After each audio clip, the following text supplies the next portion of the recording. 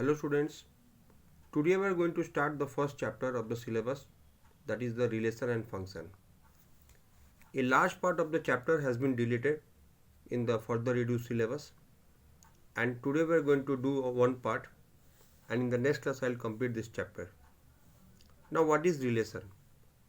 We all know what is set. We have studied in class 11 also about the set.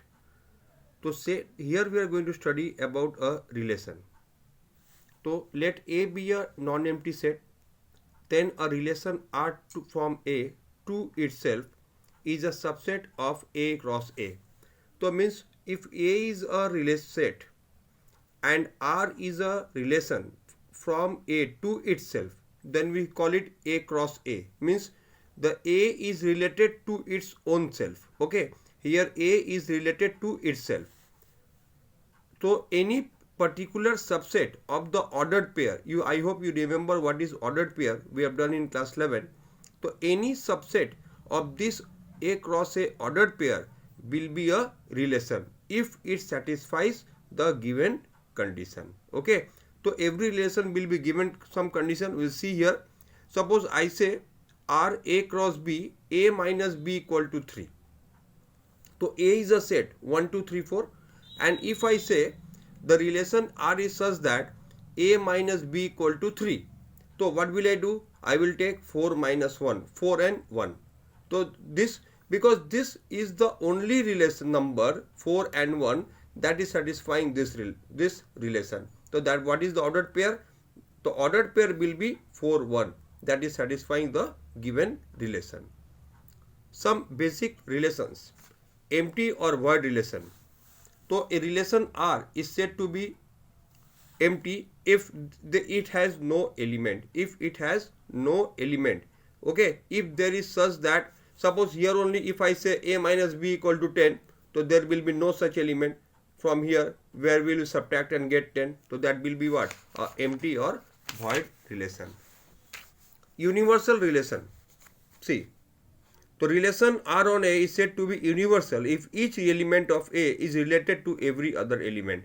Okay, so if every element is related to each other, then we will say that it is universal relation. For example, I am taking a set 1, 2, 3, 4, and if I say mod of A minus B is positive, so I know that whether A is less than B or A is greater than B, the mod of A minus will be always positive. So all the, you can take 1 1 1 2 2 1 2 3 4 1, any number you pair you take from here, doesn't matter, the mod of A minus will be always positive. Okay. Acha, identity relation. Relation R on set A is said to be identity relation if each element of A is related to itself only and it is denoted by IA. So IA is equal to R. Okay.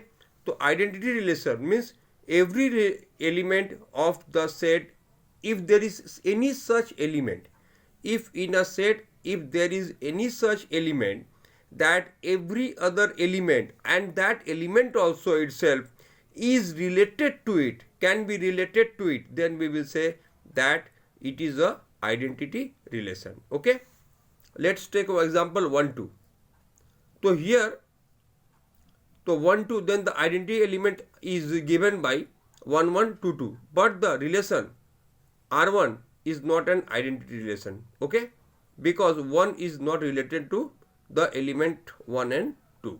Okay, so this is the difference. Now types of relation. See, now we are going to study mainly about 3 types of relation, that is reflexive, symmetric and transitive.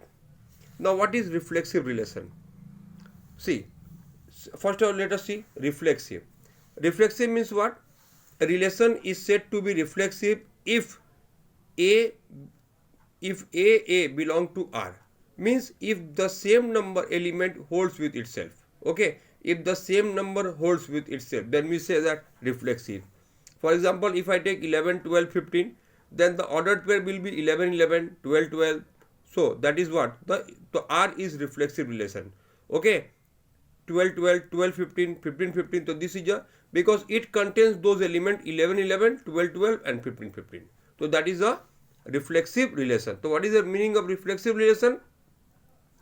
Is that if A comma A belongs to R, means the every element can be related to itself. Every element of the set can be related to itself. So that is called what? That is called what? That is called reflexive relation. Now we are going to study about symmetric relation. See, symmetric relation is what? See, if suppose out of the given set we choose two elements A and B, and we say that A and B are related to each other. So if A is related to B, then it should be that B is also related to A. So if B belongs to R, then this will imply that BA also belong to R. So if we get such a relation, then we will say what? That it is a symmetric relation. Okay. And now after that, suppose let us take one example. If I say x plus y is divisible by 2, so y plus x also will be divisible by 2, because x plus y and y plus x doesn't matter. Okay. So this is a, so if xy belong to R, then yx will also belong to R. Okay. So this is a symmetric relation. Now transitive relation. See, suppose in a given relation it is such that AB belong to R, and it is also such that BC belong to R. So if AB belong to R, BC belong to R will imply that also AC belong to R. Then we will say that it is a transitive relation. Okay. Now methods to solve. See, first of all we have to identify how which one is what. So for reflexive, so what we have to do? For reflexive, we have to show that if A, for all A belongs to A, suppose A is any element, A is any element of the set A, then we have to show that every element is related to itself also. Every element is related to itself also. Then we will say that it is a reflexive relation.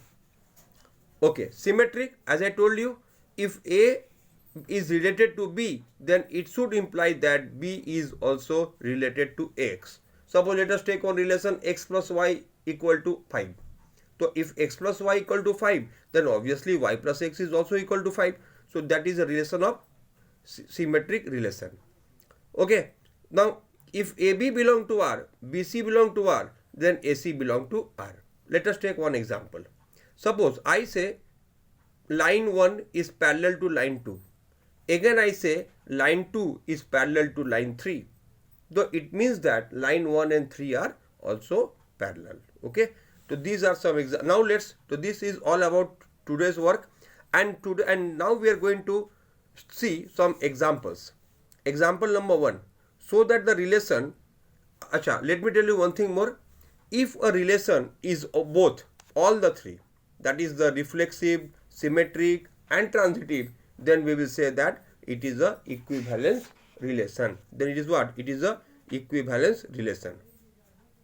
Let us take an example.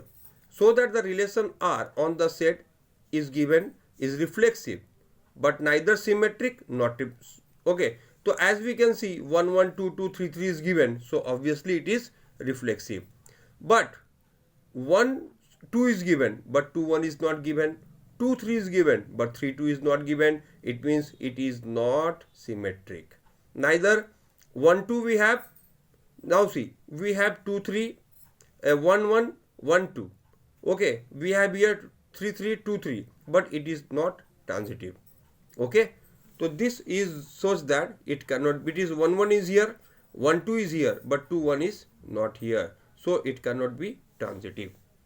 So this way, if I am to say, now let us take a set from 1 to 14, and we have taken that 3x minus y equal to 0. Let us check whether it is symmetric, reflexive and transitive. So R is what?